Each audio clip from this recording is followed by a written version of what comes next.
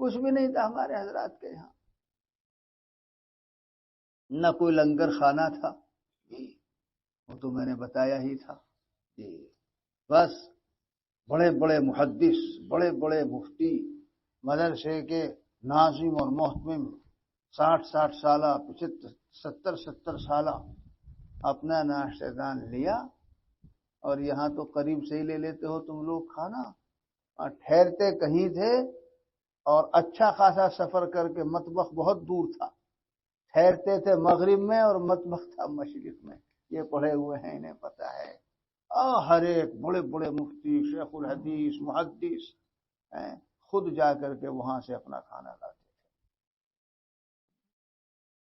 وہاں تو پاکستانی بھی ہوتے تھے، افریقی بھی ہوتے تھے، لندنی بھی ہوتے تھے، اور مختلف جگہوں کے لوگ ہوتے تھے۔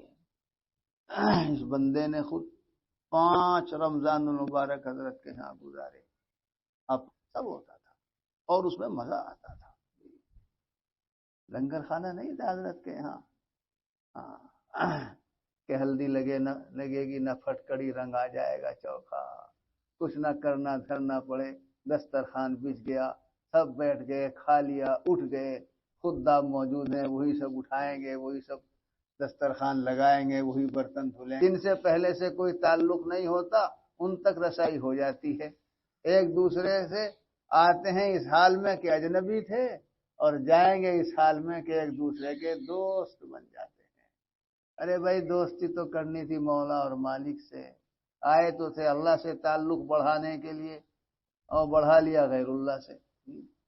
اور حضرت والا شاہ جلال آبادی قدس سرہ کے ہاں میں نے دیکھا، دو دوست بھی آ جاتے تھے تو اجنبی بن جاتے تھے، بس آپس میں کوئی تعلق نہیں۔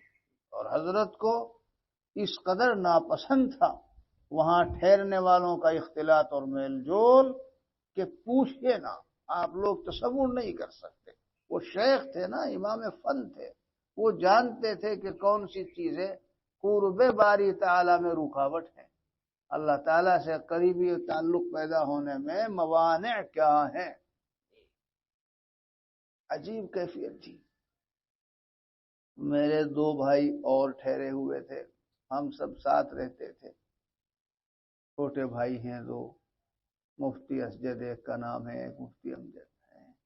مجھے حضرت جلال آبادی قدس سرہ سے پوچھنا پڑا، حضرت 2 بھائی اور ہیں، حقیقی بھائی ہیں، تو کیا کھانا ہم ساتھ کھا لیا کریں؟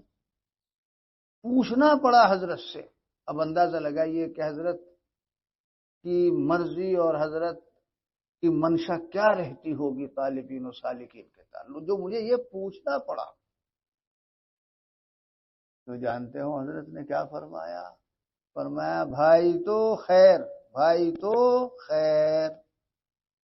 حضرت 2 بار تو کم سے کم ایک کلام بولتے ہی تھے، 3 بار بھی بولتے تھے، کیا سمجھے؟ اچھا اگر بھائی ہیں تو کوئی مذائقہ نہیں، کوئی مذائقہ نہیں، بھائی تو خیر۔